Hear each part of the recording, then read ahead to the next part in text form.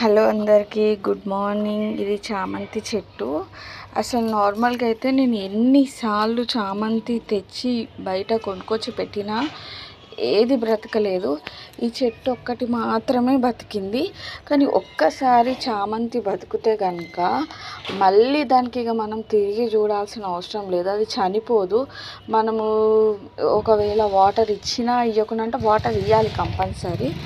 Water ఇచ్చినా ఇవ్వకున్నా కానీ అది కంపల్సరీ ఒక 2-3 డేస్ మనం ఇవ్వకున్నా కానీ మళ్ళీ వాటర్ ఇస్తే అది మళ్ళీ బతికిపోతుంది. ఇది ఇప్పుడు వర్షాకాలం కాబట్టి ఇక్కడ చూడండి మంచిగా చిన్న చిన్నవి అన్నీ ఇక్కడ మళ్ళీ ఇంకా కొత్త కొత్త వేర్లతోటి చిన్న చిన్నగా అసలు ఎంత మంచిగా స్ప్రెడ్ అయినాయో. ఇది చామంతి వైలెట్ కలర్ ఫ్లవర్ వస్తుంది. లైట్ వైలెట్ ఉంటుంది కదా, ఆ కలర్ చామంతి అనమాట. సూపర్ ఫ్లవర్ ఉంటుంది. అసలు ఎంత గ్రాండ్ లుక్ ఉంటుంది అంటే దీని ఫ్లవరింగ్ చాలా బాగా అనిపిస్తుంది.